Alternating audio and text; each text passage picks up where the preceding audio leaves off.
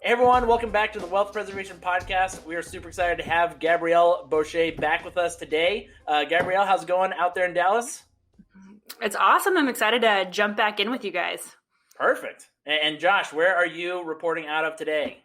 On the road in Cincinnati, Ohio. Gorgeous, beautiful Cincinnati, Ohio. My wife, being a California girl, had to figure out that in the Northeast, you have to wear jackets and sweatshirts, like layers. You can't just throw on a sweatshirt and be fine.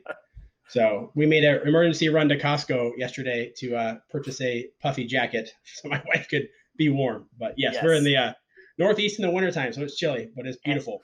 Having some time, having grown up in Minnesota, yes, it is one of those things where you're like, wow, I have a jacket on, but I think I need like 2 or maybe 3 jackets. Wow, what is this? It's the starter jacket. Yes, there's the starter jacket.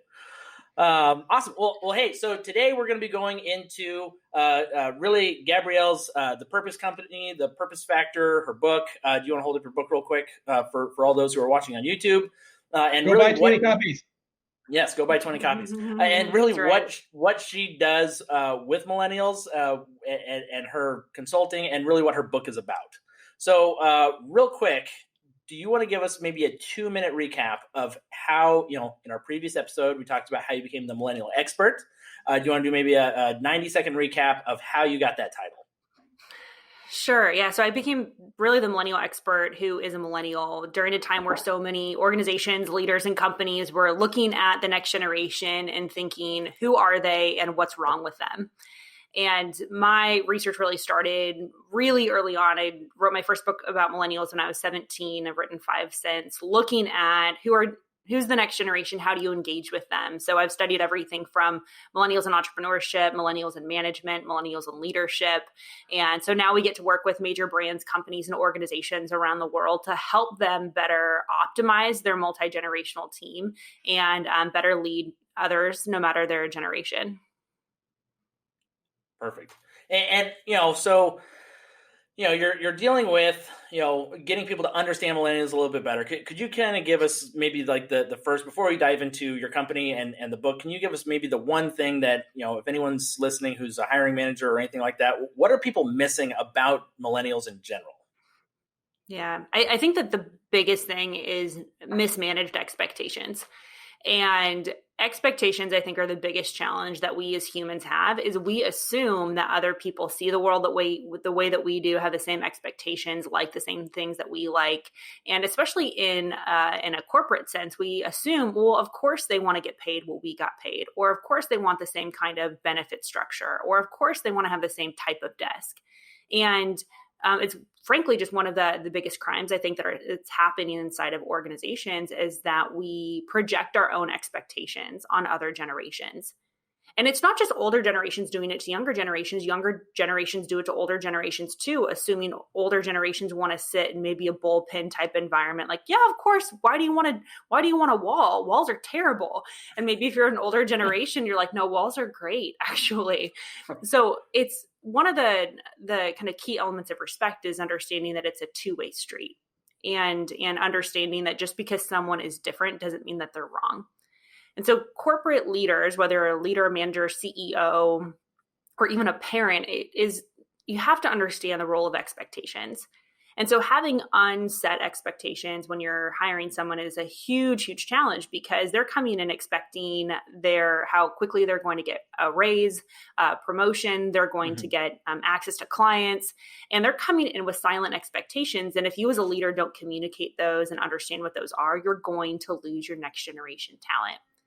And so one of the key things that we teach when we develop onboarding programs for companies is the law of threes. So have your employees come in and say, here are my 3 expectations. And so it could be anything around salary and promotion, access to clients and customers. It could be the type of work that you're doing, whatever that looks like. And then you share your 3 expectations for them. And so now you have a working framework that you can go from to say, okay, maybe in the future, if they're letting me down or they're coming in late or they're not performing in an optimal way, I can now go back to their expectation sheet and say, what are we missing here? Versus just coming in and being disappointed that they're not doing what you wanted them to do. And I think sometimes it's so funny because people will say, oh, well, it's just common sense. Well, common sense is actually really relative. So common sense for one generation may be how to change your oil and balance a checkbook, whereas common sense for my generation is how to go on Netflix and, download an app. And so common sense is really relative to what it is that you need at the time. And so we really miss out, I think, on really powerful partnerships that are cross-generational when we don't set expectations appropriately. Yeah.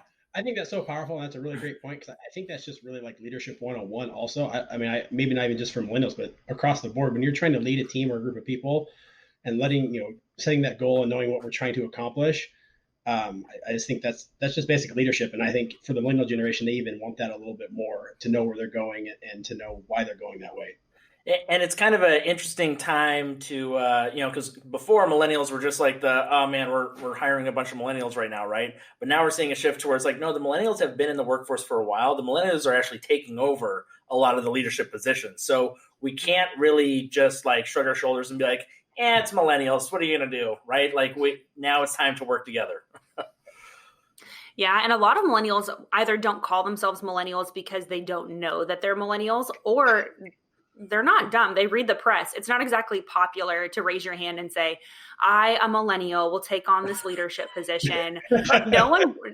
No one's putting that in their LinkedIn profile. It's like, I'm sorry, I'm a millennial. It's more of an apology more than anything else. Yeah. And so kind of a passion that I have is really redeeming a generational identity, because I think that as a generation, we're oftentimes chided for the very things that we should be celebrated for.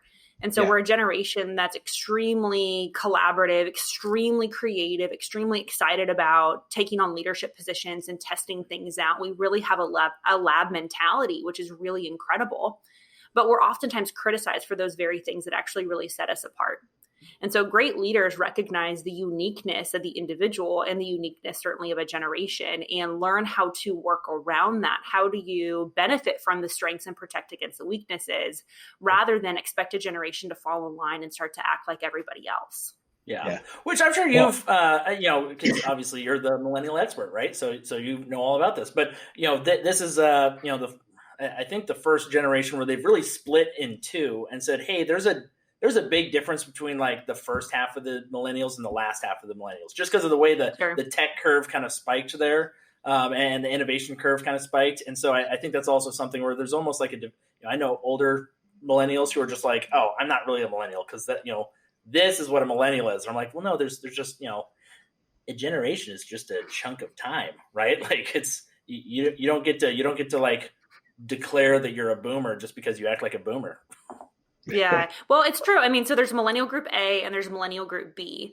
And so you guys both took sips of your drink at the same exact time. It was a little creepy. I just wanted to point that out. So I don't know if you guys coordinate this or not, but it was adorable. It's on my script. I'm like, and take a sip of coffee. There we go. This is very cute.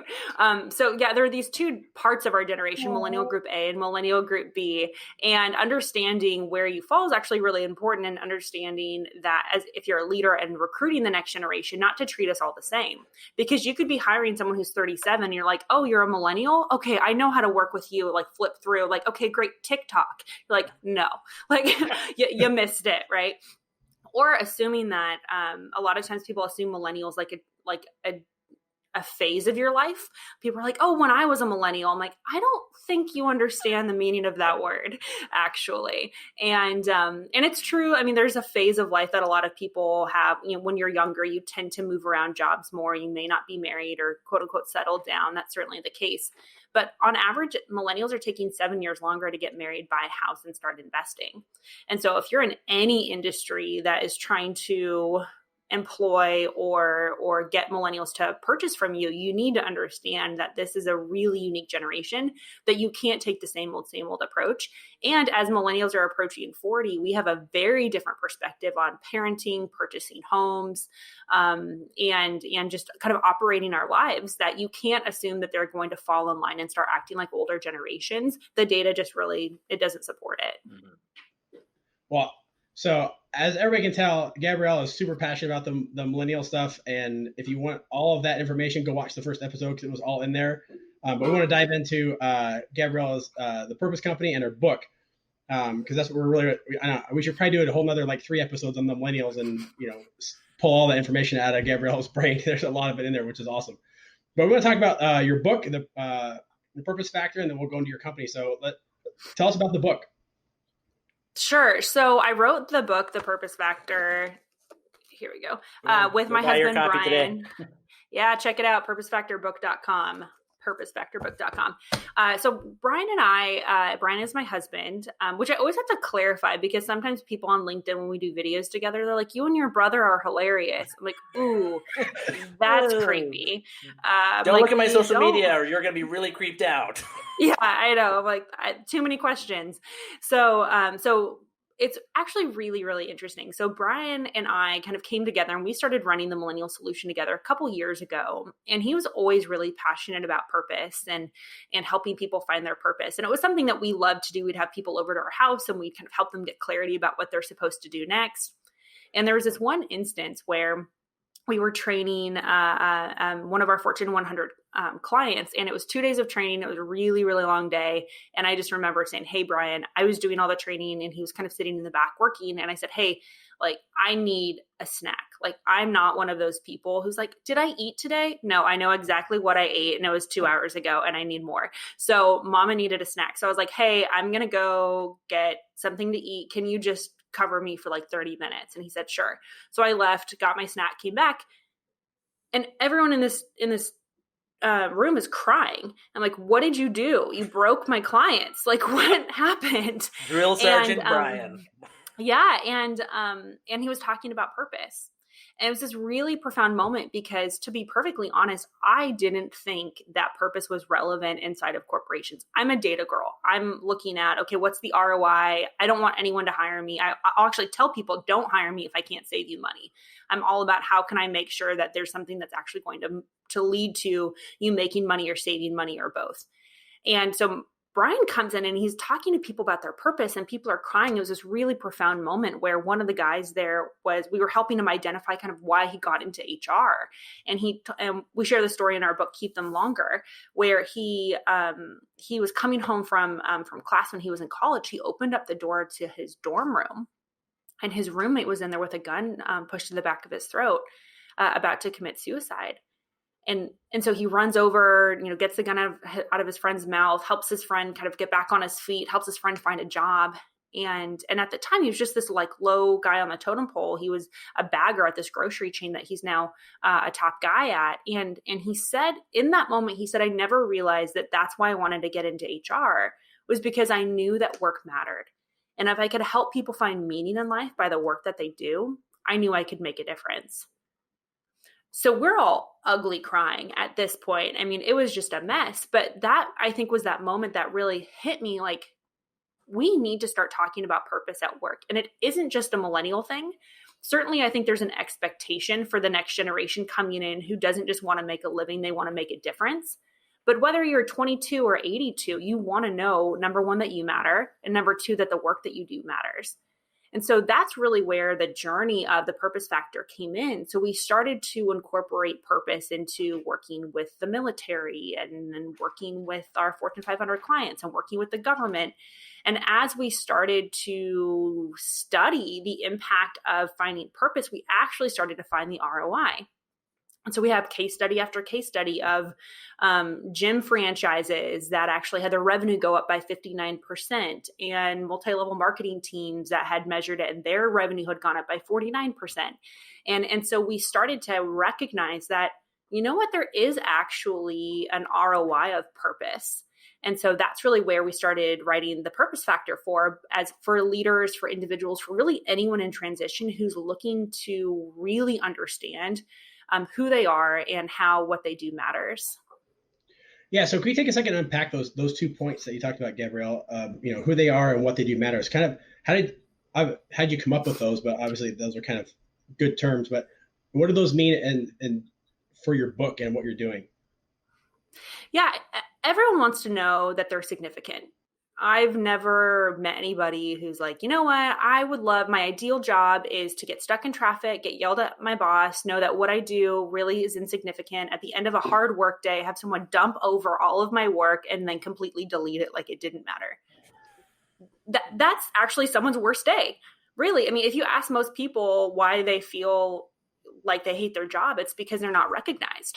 So there's something inside of all of us that we want to be seen and appreciated, and not just seen and appreciated for being who we are, but doing something that matters as well. So significance really kind of boils down to those two things, is understanding that you matter, and then understanding that something that you do matters, that there's an impact of your input.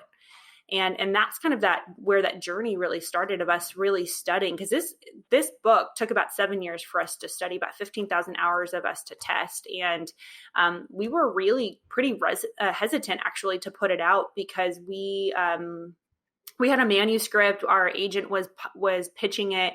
It was rejected by about 63 different publishers. And I was on a podcast not long ago, and the guy was like, "Oh my gosh, that's amazing that you overcame all those objections and you just kept going." I was like, "No, I didn't. I stopped." This isn't like the rags to riches, Gabrielle and Brian overcame all odds. We were like, no, the market is telling us that either the book isn't ready or we're not ready. And so we took that as input to say, we need to keep working on this. And so that it took, another 3 years from there for us to get to the point where then a couple publishers actually out of the blue came to us and said, we think that this message is really relevant. Little did we know it was going to be released during a pandemic, where I think a lot of people are now asking, does what I do matter? And really, I think, right-sizing a lot of the priorities that people have inside of their businesses. And so the conversation has now really been fascinating for companies to recognize that purpose does matter, and that your employees don't want to just know that you have a purpose as a company, but that they can fulfill their purpose at your company. Yeah. Yeah. And correct me if I'm wrong, but in corporate America, and I've been in the military for a long time and done stuff, but the most frustrating thing when you're given a project to do, and you like dive into a project and get all the data, and you put together the binder or whatever the big project is, right? And you take it into the higher ups or your boss or whoever, and they're like, "Oh yeah, we don't need this anymore," and they throw it away. That is like the biggest deflator of work, right? You're just like, "Oh, why? Okay, forget Absolutely. it." Like, could you just look at it and like smile at least, like, "Oh, yeah. Yay," and wait till I leave the room? But that makes just lie to me and say it looks good, okay? Right, yeah, and that basically makes you feel like the next project you're going to be like, I'm going to only do it half as good because if it's a waste of time, right? And it kind of, if that happens multiple times, finally you're just like, yeah, I'm not going to do that. And they give you a project, and they're like, hey, why can't I engage this employee anymore? It's just because you basically crushed his spirit like 6 times in a row, and he doesn't have any more to give, right? So I think that's really interesting how you kind of brought that together as on a point of leadership of, hey, if you give somebody a job to do, like, it should be relevant and it should have purpose, right? And it should, when they go and kick butt at it, you should recognize that, right? Yeah. Yeah. And that there are consequences, both good and bad. And Sure. I think sometimes as leaders, we don't want to do that. And I see that all the time with people training the next generation for leadership is they say, oh yeah, we do a lot of stuff for millennials. They're like, they sit over there, like at the kids table, and they separate people based off of their age, which is really, really dangerous, because you need to be able to learn from other people as well, versus just saying, oh, you're the young people, therefore, can you set us up on social media? Or, can you make sure that, everything's working with my email? Like, we go beyond just being, your internal tech support. We can do a whole lot more than that. And giving people an opportunity to lead and giving them consequences, both good and bad. We call it sandboxing. So even on our own team, we'll give someone something and let them fail at it and say, hey, here are the consequences if you fail, and here are the consequences if you succeed. And giving people an opportunity to prove themselves right, I think, is really, really powerful, because I think a lot of young people today don't take on leadership positions because of what you just said right there, Josh, is that they see other folks take on leadership positions, try really hard, go over the top, and then it's not appreciated. And we're all creatures of self-preservation. So why would you continue to expose yourself to rejection and not being appreciated when you could just get paid the same and work less hard? So it's really not hard to realize why employees are so disengaged. It's pretty simple to recognize that a lot of it comes down to significance and appreciation at work. Yeah. And so, I mean, you've transitioned this from, which, I mean, like 7 years, all that research. Where do you even, like, I guess first, where do you begin to start researching something like that? Like, what was the first thing you guys did to be like, hey, if we want to make sure this is like legit and prove ourselves, like here's the amount of research, or here's what we got to look at to make sure people read this and say, yep, this is true. This is not, this is not the fluff piece. Oh, I know. It was, to be honest, it was really hard. And being totally transparent, I had to deal with a lot of imposter syndrome of feeling like, what do we have to offer? I mean, we're pretty young, and there's already been a lot of people who are talking about purpose. What is it that we really have to offer? And we kept coming back to this moment of conviction, realizing that we do have something to say, and that the people who we have helped have given us the feedback saying, if it wasn't for this system, this process, I wouldn't have the kind of clarity that I have now. For example, we did a leadership retreat years ago when we were first developing this process. And one of the women who came, her name's Grace, she came and she was working for a nonprofit in DC. She had some ideas of what she wanted to do, but she really had no idea of how to get there. And so we helped her through this process of really understanding her purpose. And a core element of your purpose is your origin story, which is the hardest thing that you've ever had to overcome. And so we helped her identify her origin story. And for her, it was she'd been kicked out of the house. She had kind of to take care of herself and her siblings. And so she had this mindset of, I never want anybody to ever feel rejected the way that I was rejected. And so she found herself in international relations and event planning and event coordinating. And she was like, I know I'm made for something more. And so she went through this process. We had this powerful moment where she recognized that her purpose was her permission. She didn't have to wait any longer for some purpose fairy to come around and say, you are allowed to go forth and do these things. She recognized that dream she had inside of her was unique enough, and the permission that she was looking for. She left her job. She ends up getting a job with the United Nations, specifically the World Food Program, moves to Rome, meets the love of her life, gets married, is doing amazing work. Just 2 months ago, her and her team were actually awarded the Nobel Peace Prize for what it is that they're doing. And we reached out to her, and we were kind of just catching up. And she said, thank you so much, because you and what you guys were able to do really unlocked something inside of me I didn't know was there all along. And so this journey, I think, of developing the purpose factor and ultimately the purpose company, which is our company that helps individuals and leaders discover and use their purpose, was something that it was a conviction that if we didn't do it, there were people who were going to go unserved. And I think that's really the best way to start a company. I have people ask me all the time, like, okay, great, I have a great idea. Where should I get started? And I was like, you never start with the what, you always start with the who. Who is it that you're helping? And even purpose, a lot of people are like, oh yeah, purpose is about your why. It's not. There's actually brain science that shows when you ask someone why, it triggers them and they get into a reactive mode, and they're actually not going to give you an honest answer because it triggers their croc brain where they start to get defensive. So if you say, what's your why, you're actually starting to trigger them versus who is your who. Because everything, every industry, every idea, every economy is all focused on people. And so that's what we do, is we focus on who are you? And then your second who is it that you're supposed to help? Because that's really where fulfillment comes from, is using what you have inside of you to help other people. Yeah. So let's bring this back to a leader. We want to get into the individuals, but as a leader, how do leaders help not only themselves, we'll talk about that, but their team find their purpose and their, not their why, but their who and what they're doing either in a project or within inside a company? Sure. It's pretty simple. And we kind of outline it in the book, where we help people understand the 4 elements of your purpose, which is your natural advantage, which that's the role that you tend to play. So are you the teacher? Are you the kind of coordinator? Are you the one who's building things? So we have assessments actually throughout the book to help you identify the roles that you tend to play, which is so helpful for you as a leader to understand.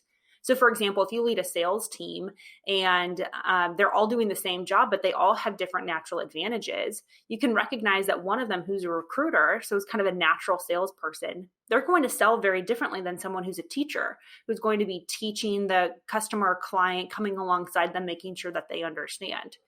So understanding the role that your people play is really important.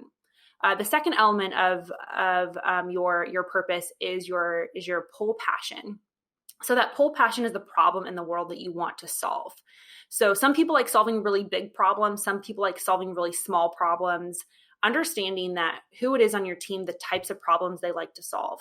So if they're drawn to really big global problems and you have them working on something small and specific, they're going to get frustrated and they're going to feel like I can do a whole lot more.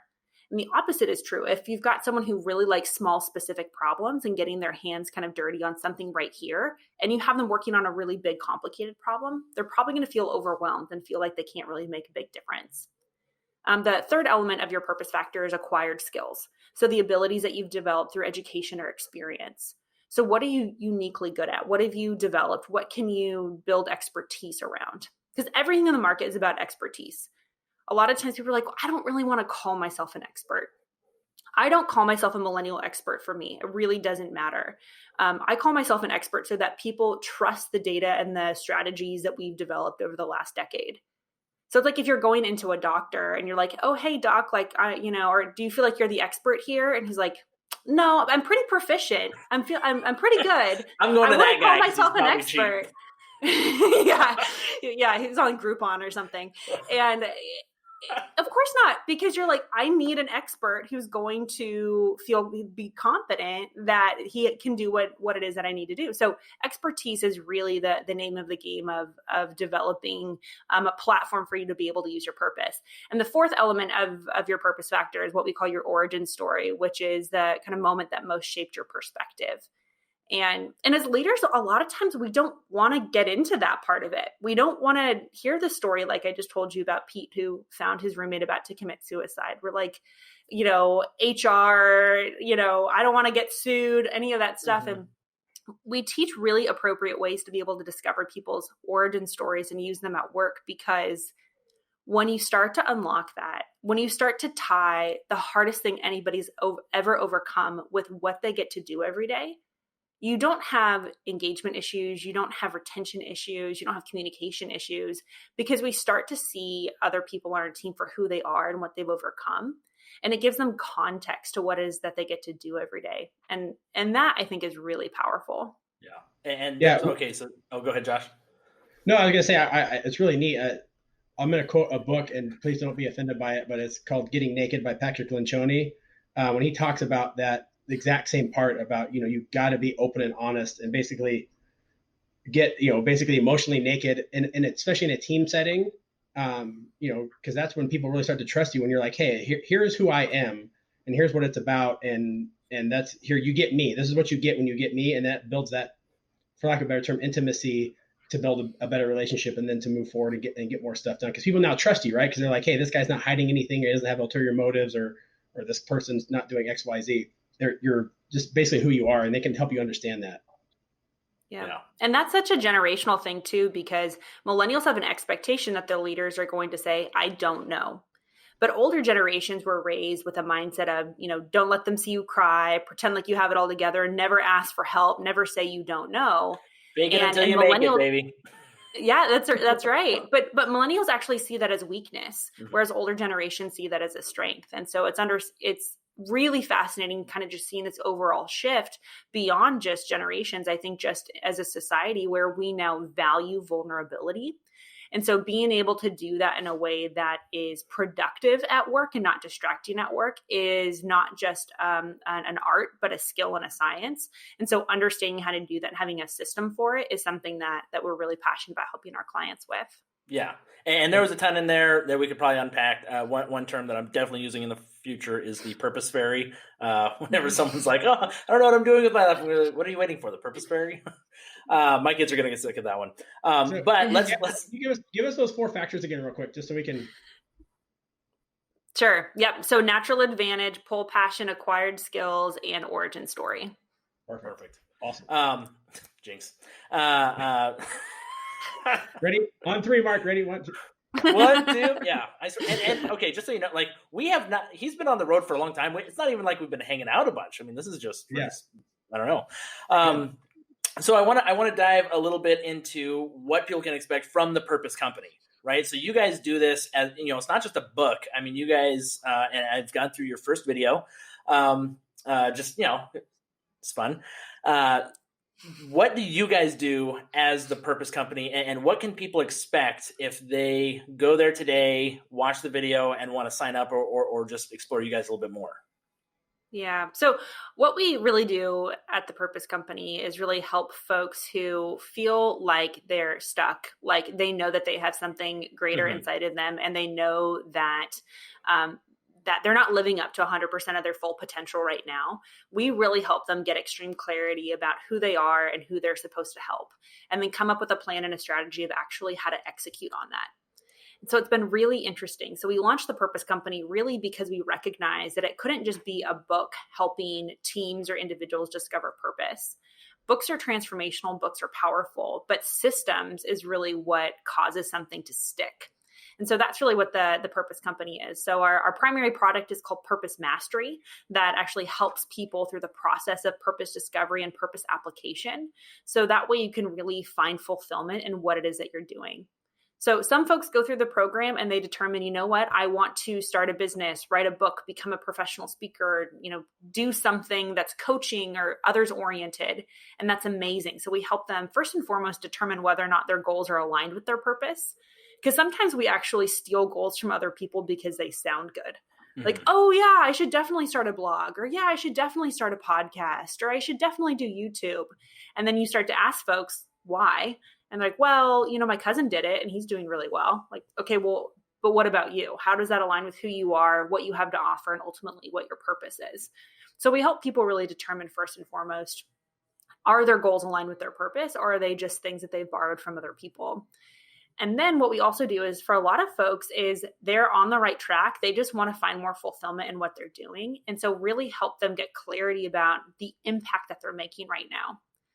And so one of the guys that we helped was really interesting. He was an eye doctor, and he came in because he's like, oh my gosh, I am really, purpose driven. I know my purpose. I just am not living it out right now. We helped him through the process of purpose discovery. And by the end, he actually recognized, because we teach that purpose is vocation agnostic.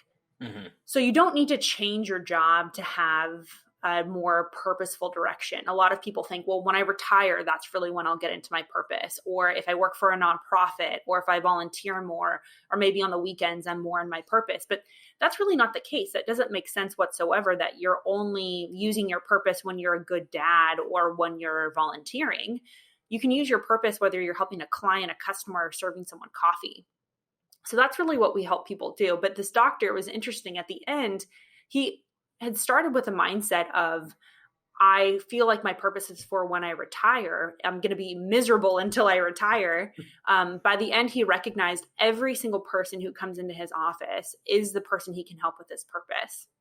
And so it really shifts, I think, a perspective for people to find fulfillment in what they're currently doing as well. Yeah. And that, so one thing that I just think is like super awesome about, the Purpose Company and what you do is there's a bajillion books out there about, be your best self, the 97,000 habits of highly successful people, the, know your why. But it is, hey, systems to get you from A to B is, you can read a book, but you need more help than that. Right.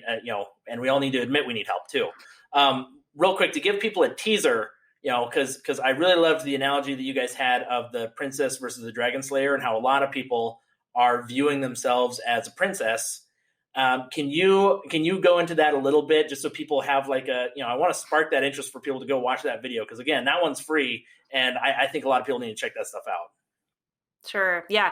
And so the video you're referencing is a free training that we did for folks who feel like they're stuck and are just losing kind of that spark. And maybe for the first time ever, they've not had a plan, because most of the people that we help are really high achiever, high potential types. So we've got like NFL kickers and Yahoo Sports reporters and partner level attorneys. Like, these are people who have always had a plan, and they woke up one day and they either don't recognize themselves, or they're like, all of a sudden, I don't know where I'm heading, and it's terrifying. So, but yeah, that analogy I absolutely love, where I think a lot of people have, waiting, like I said, for that purpose fairy, for someone to come around and say, hey, I know exactly what it is that you're supposed to do. And I was that way. I felt I was going to be discovered one day. If I try a bunch of stuff, then someone's going to say, Gabrielle, you should absolutely, have your own show. Or Gabrielle, I saw a blog you did. You should definitely write this book. And I think we oftentimes in almost a romanticized American fashion, think that the breakthrough is going to happen by someone recognizing us.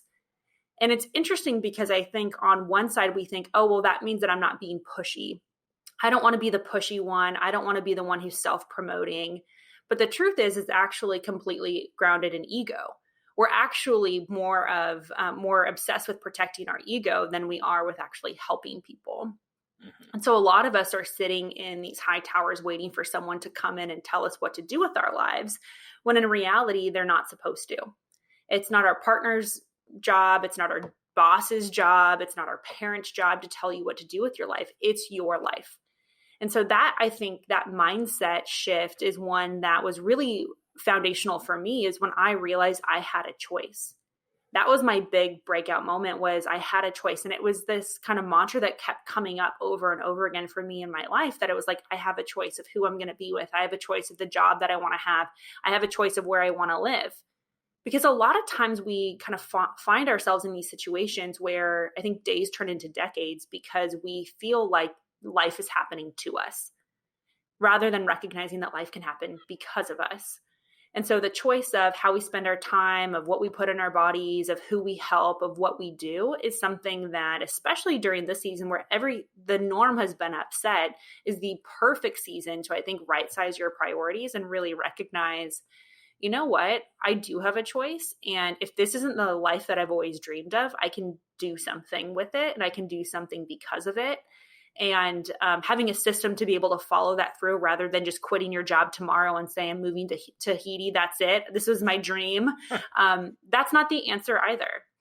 Because quitting what you're doing to do something selfish is going to result in the same amount of unfulfillment and dissatisfaction you have now. But choosing something that uses your purpose to help other people, that's the way that you find fulfillment.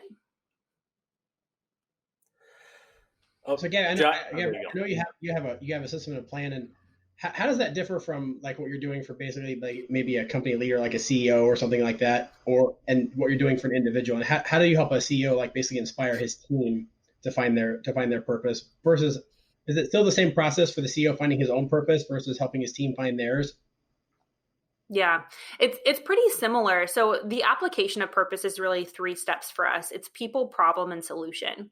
So like I said, you always start with the who. The first who is you. The second who is other people. So helping your people understand their who, especially at work. Who is it that we're helping? Some people's who is the customer, the client, they're outward facing. Some people's who is supporting folks internally. Some people's who is their other teammates or their boss. So recognizing who your who is really important, because you'll do amazing things for other people. Oftentimes you'll do amazing things for other people you wouldn't even do for yourself. So the people first is really, really important. Then recognizing what problem do those people have that you can uniquely solve. Because as humans, we're all problem solvers. We're all wanting to solve a problem for other people. That's where you find satisfaction, is before there was this mess, and then afterwards there was this solution. And that's really a kind of very basic rudimentary equation for fulfillment, which is just using what you have inside of you to help other people. So what problem do they have that you're equipped to solve? Some people pick problems that they have no connection to, no skills, no actual ability to execute on. That's not where you start. You start with what you can do and what you can help them with. And then finally, it's that solution. What solution can you actually deliver that they're either going to value in terms of time, relational capital, or actual capital of, say, paying you for your service or your abilities? And so when we work with teams, it's really that same process that we use for you as an individual to determine your people, problem, solution with your purpose. But the same as with a team, is to help them understand who is it that we're helping, what problem do they have that we're solving, and what's the solution that we're uniquely equipped to provide. Yeah, and because another thing that I pulled from the free video. I love free stuff. So, if you guys ever give away free t-shirts, I'm there, right? Great. Good to know.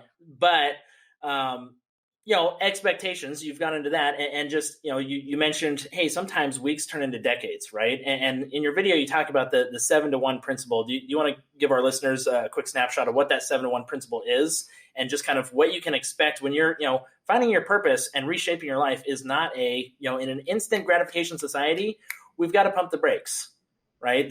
We got to set some expectations as to when can this get accomplished. Yeah.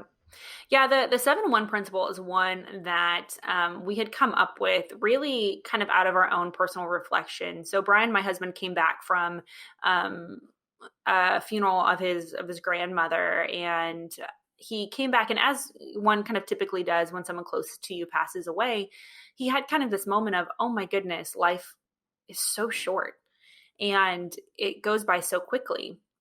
We're having breakfast one day and he said, I wonder how long it takes to live just 1% of your life. Because we're just total data nerds. So we're always looking at kind of things in Excel spreadsheets. And I said, I don't know. He's like, well, no, really, like, do you think it's like a couple months? Do you think it's a couple years to live 1% of your life? And I was like, I have no idea. So we started to do some research, and really we're focused on your productive life. So say your productive life starts at age 20, and that's kind of when you're conscious, making choices. You're kind of usually out on your own, hopefully, unless you're a millennial. And you're and the average person only lives to be 78. So how long it takes to live just 1% of your productive life is actually just 7 months. And when we looked at the calculation, we kind of looked at each other like, holy cow, 7 months. I mean, most people, 7 months goes by in a flash. I mean, 7 months of quarantine. I think we're a couple months past that now, but so many people have been waiting for things to return to normal. And 7 months, like 2 years, by the way. It feels like 2 years. Yeah.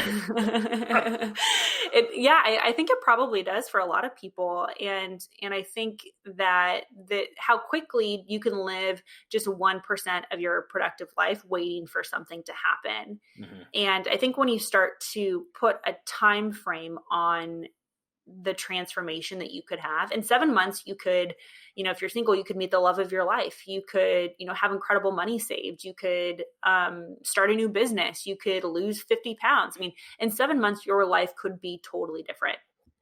And yet for most people in 7 months, their life will be exactly the same.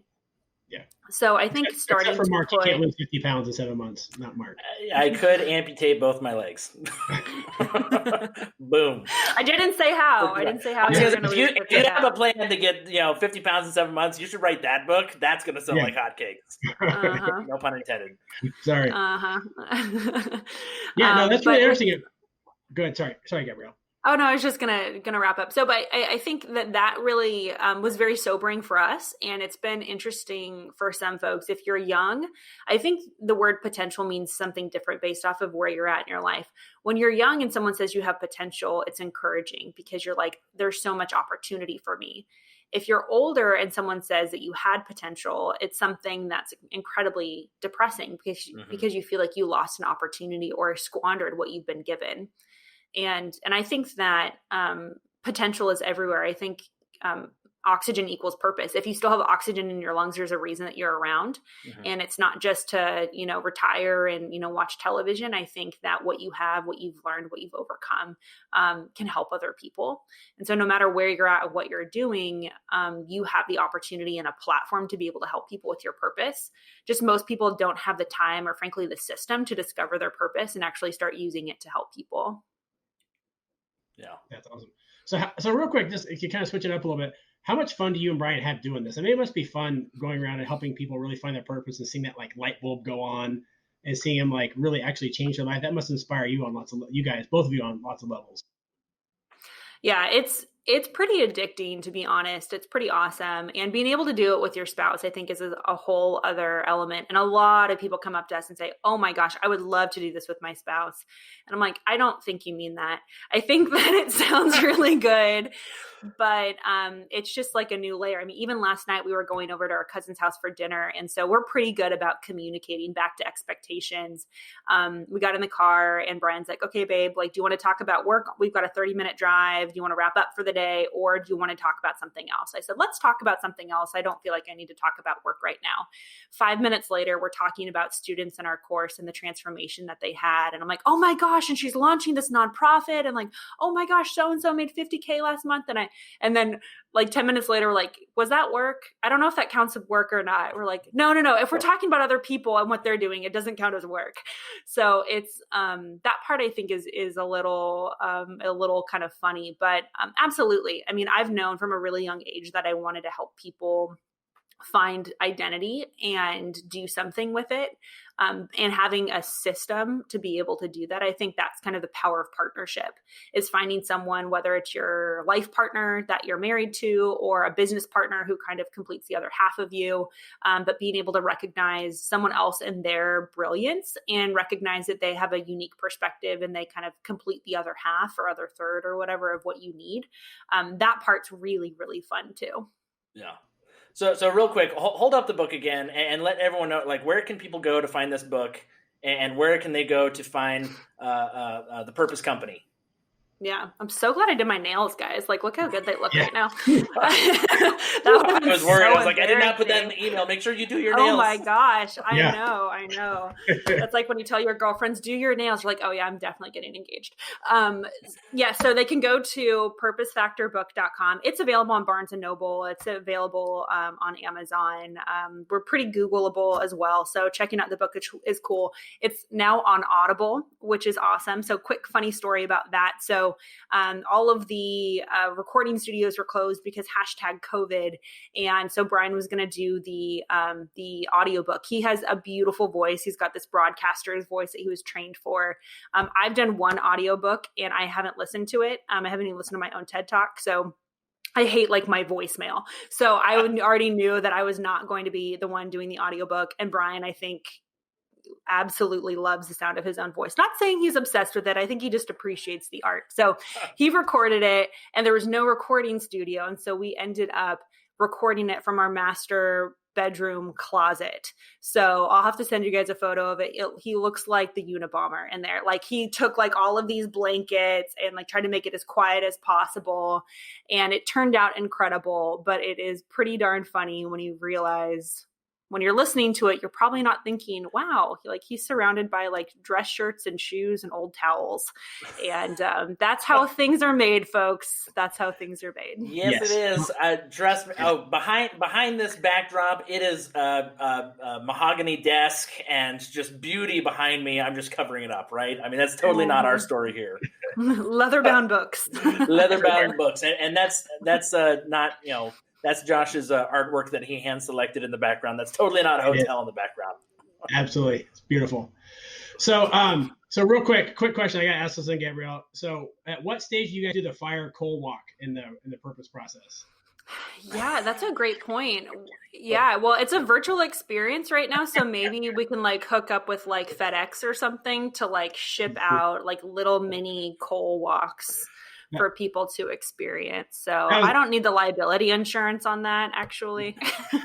So for those millennials listening, that was a little jab at Tony Robbins. So I don't know if you go.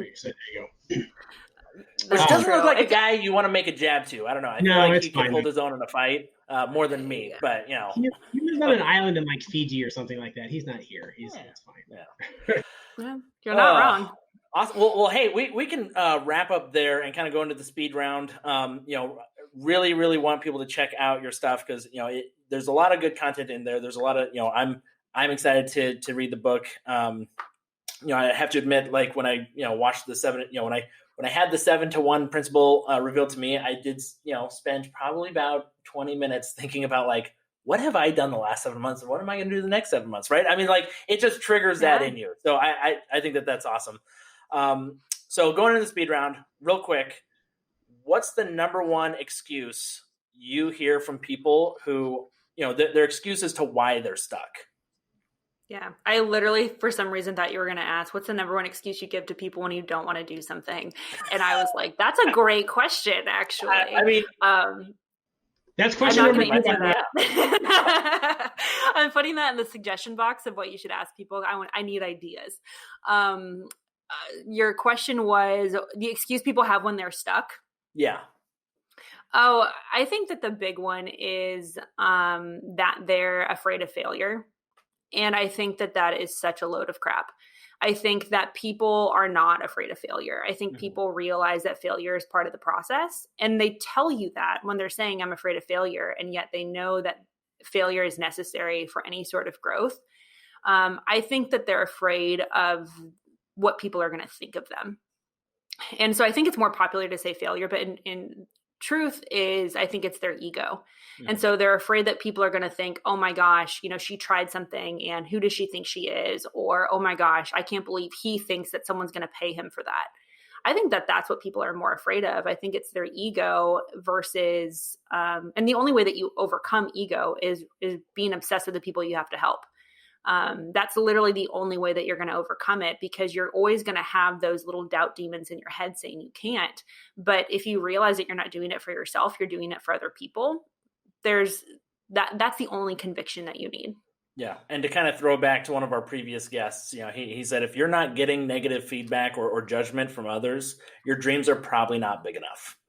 Yeah, right? Totally. I mean, if you're just a cog in the wheel, that's not good. Josh, you want to take the next one?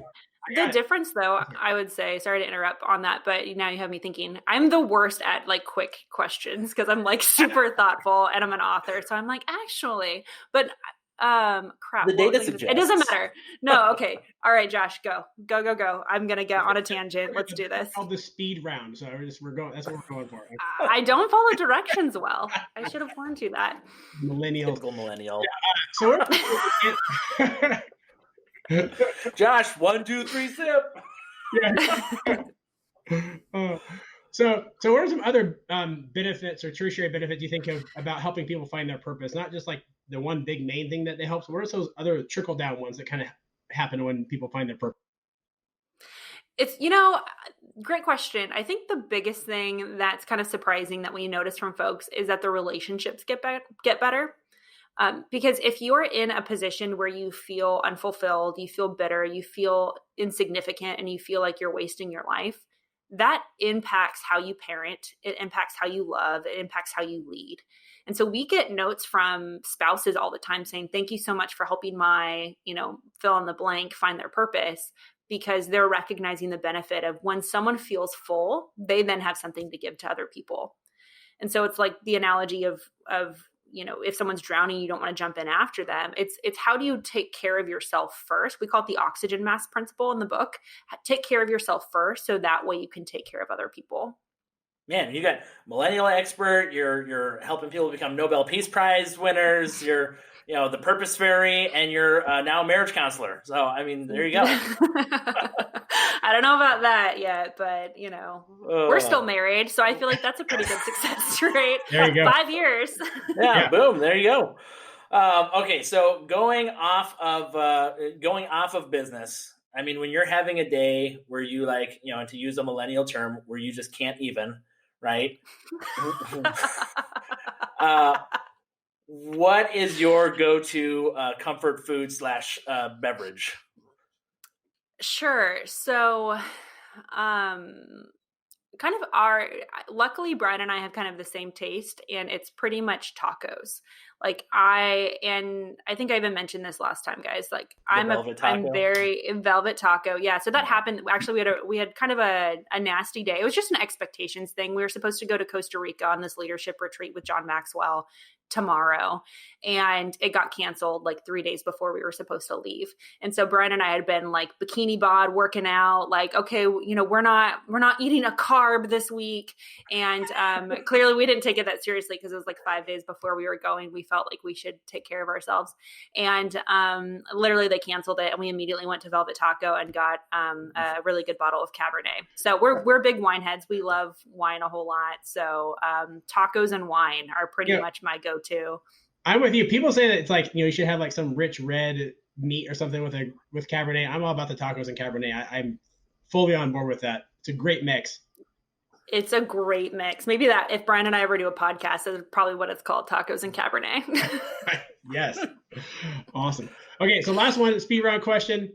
You have a all expense paid trip, one destination. Where are you going, and what celebrity are you taking with you? And you said you could answer honestly, because Brian said he's not going to listen to this podcast. So So what celebrity or just what person would I take with me? Or hey, we're gonna go celebrity. Let's go with celebrity, and you can kind of do a well, and that's kind of because I forgot to mention in the podcast that you did get a celebrity endorsement for your book, kind of a not a small celebrity either. So for anyone listening, her book was endorsed by Dwayne "The Rock" Johnson, who I've seen probably every movie of. But yes, if you were to bring any celebrity, dead or alive, who are you bringing? Cool.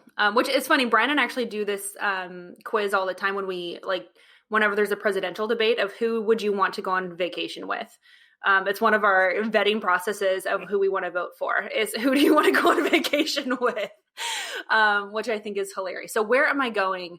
I am a big tropical hangout kind of adventure kind of person. So probably Costa Rica. That's one of my favorite places that I've ever been. And I definitely want to go back. I don't really know who counts as a celebrity, or not. So I don't know. I guess The Rock would be kind of fun. Now that you said it. And I think I can't do the eyebrows. Probably trying. I think he'd be super fun. I think most people are fun on vacation. Brian and I vacation very differently. He turns over every 15 minutes because he can actually get tan. I wear a sun shirt and sit under an umbrella. So I prefer to not sit outside. So anyone who doesn't want to sit outside and wants to go climb some trees or whatever, I think would be super fun on vacation. You're kind of like my family are kind of on the Jim Gaffigan, wearing the sun shirt in the swimming pool. That's for us lighter skinned people. Absolutely. Yeah. No, that's exactly my life. And Brian's you look like you're 7. He's gonna bring me water wings next time we go on vacation to complete the look. Yeah. And I don't care. I have zero shame whatsoever. I was I don't care. I'm not. I have oftentimes when I'm about to go on vacation, I have nightmares of getting sunburned. So that's the stage of my life that I'm in, that I'm not having nightmares of showing up naked or falling from a building. It's that my skin is damaged. So I'm not quite sure about what that says about me. I think it says that I'm in my 30s. Yes. Yeah. And yeah, I am the one person in my family who doesn't tan, and it's really frustrating. Everyone else, I've got siblings who they stay inside in the winter and they come out dark, and I'm 2 seconds in the sun and I'm Red Lobster. Please someone aloe my back. Yeah. Yep. It's the story of my life. What are you going to do? That's what SPF is for. I have windows in my office and I put on sunscreen to sit in my office every day. So that's the status. I get sunburned driving to Trader Joe's. So I know where I am. I'm very pale and I have red hair. So it's just my lot in life that I shall be sunburned at some point. So I love it. Oh, awesome. We'll end the episode there. Gabrielle, thank you so much for being on. Go ahead and talk about your book and the website and where they can get a hold of you and Brian one more time. Sure. Yeah. So you can check out the book at purposefactorbook.com. You can pick up a copy on Audible or Amazon, Barnes & Noble. So you can get Kindle, Audible, hardback, which is pretty cool. So just check out the Purpose Factor kind of everywhere. And then to check us out, we're pretty active on social media, Instagram, LinkedIn, everything's at Gabrielle Bosché. TikTok? Are you on TikTok? I am not. I'm supposedly the worst millennial expert that I'm not on TikTok. But as I explained to everybody, I have a job. So I can't, and it's not to be on TikTok. So it's not. Well, and every one of your videos, you're going to have to give, things about purpose while doing a dance. Cause that's all people do on TikTok. It's just. That's true. Just create recorded dances. Yeah. Purpose. Awesome. Yes. So. Awesome. Well, thank you so much for coming. Super excited to get this out. This is going to be, this will be our January episode, and I hope that everyone listens to this. 2021, it's your year. By July, that is the first 7 months of 2021. You'll be 1% through your professional life, and hopefully people are making changes, right? So thank you again so much for coming on. Real quick, nothing we say can be taken as tax, legal, or financial advice. Not that we talked about those things, but it is a disclosure we have to put in there. So if you hear anything that sparked your interest, please talk to a professional, talk to Gabrielle, go seek tax, legal, financial help. first before making decisions. So thank you everyone for listening, and we can't wait to do our next episode. So thank you again, Gabrielle. Thanks.